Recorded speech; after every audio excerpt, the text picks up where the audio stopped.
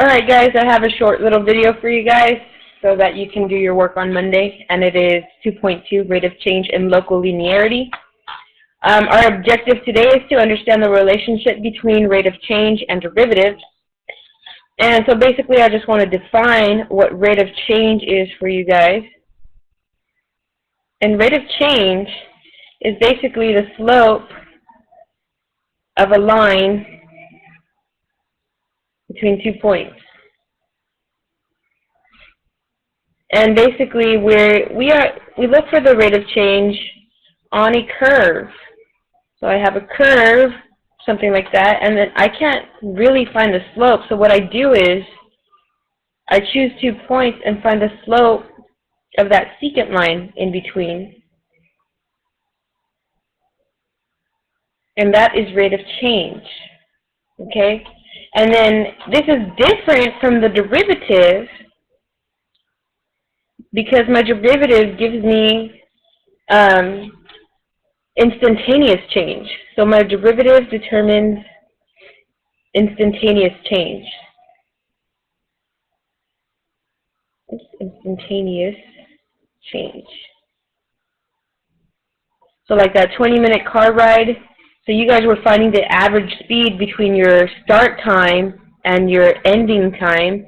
You found the average rate of change or average mileage, miles per hour, and then your derivative would give me at that exact instant, you know, at that instant, what was your speed. So derivative is instantaneous, while rate of change you're looking at like an average between two different ending points, two endpoints.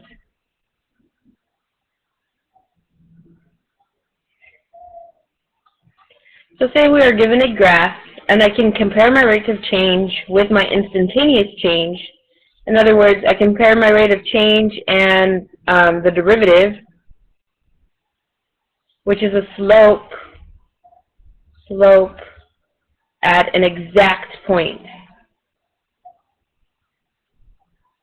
And that, again, is instantaneous. Instantaneous. Sometimes I can spell, sometimes I cannot. Okay, so say I wanted to compare the slopes here for every pair of consecutive points. So for example, I look at the slope between A and B. Then I can also look at the slope between B and C. And then I can also look at the slope between C and D. And finally, D and E. Okay? And I can see that the slope between A and B is greater than the slope between B and C.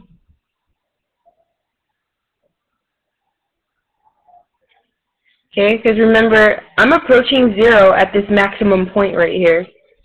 So my slope would be 0, or approximately 0 between B and C, and then the slope between A and B is a positive number. And then the slope between, so this is positive right here, B and C is almost 0 right here, and then the slope between C and D is a negative slope, but the slope between D and E is a far greater negative slope. Okay? So that's something that I can compare. Then I can also compare the slope at a point.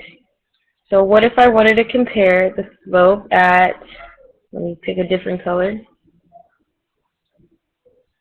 at point B. At point B, oops, that's not going to work. Change my color again. At point B, I have this slope right here, which is bigger than my slope between B and C, but lessens the slope between A and B. So my instantaneous slope, so the slope at B prime, I'm gonna write this because it is a derivative because I'm looking at the slope at that exact point at B. So the slope at B is less than the slope between A and B. Okay, so it's very important for you guys to be able to compare these slopes and compare it with the rate of change.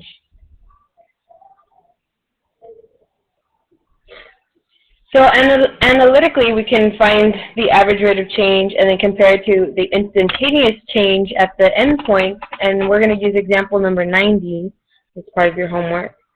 Okay, and they give me the function f of t equals t squared minus 3, and then on the interval from 2 to 2.1. So in order for me to find the rate of change, your rate of change is, again, your slope. And your slope is your change in y over your change in x. So that's all I'm going to do is I'm going to find the change in y. So f of 2.1 minus f of 2 all over my change in x, which is 2.1 minus 2. Okay, so I know on the bottom I'm going to get 0.1, and then on top, well, first I have to find what f of 2.1 is, so I'm going to plug in f of 2.1 into my function. So f of 2.1 equals 2.1 squared minus 3, and that's going to give me 1.41. And then I'm also going to find f of 2, which is 2 squared minus 3, which is 1. So I have 1.41 minus 1, which is going to be 0.41 over 0.1, which is 4.1. So my rate of change is 4.1. That's my slope. Slope between 2 points, also known as my rate of change. Okay, so let's keep that in mind a little bit. And now it wants me to find the instantaneous at the endpoint, the instantaneous change. Don't forget, instantaneous, we are referring to the derivative. So I have to find the derivative of f of t equals t squared minus 3. So f prime of t equals 2t. That's how I find the derivative. Okay, and now I get to plug in the endpoint. So plug in endpoint.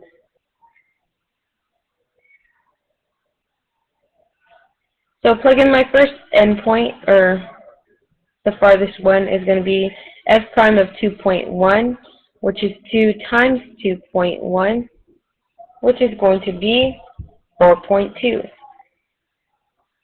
And then I'm also going to plug in f prime of 2, which is 2 times 2, which is 4.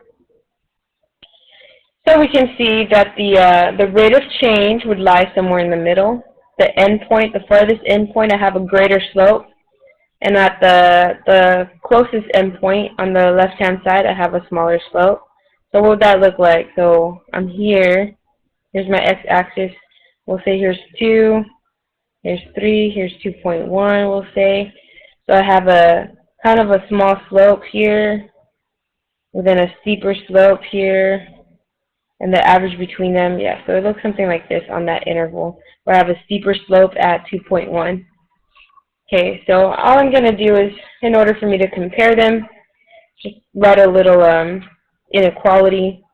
So 4 is less than 4.1 is less than 4.2, where this is my rate of change, and this is f of 2.1 endpoint, that endpoint, and this is f prime of 2, which is that first endpoint. Oops.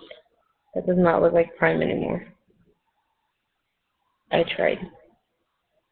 Okay? And that concludes the notes for today. Have fun. Enjoy that hot, sticky weather.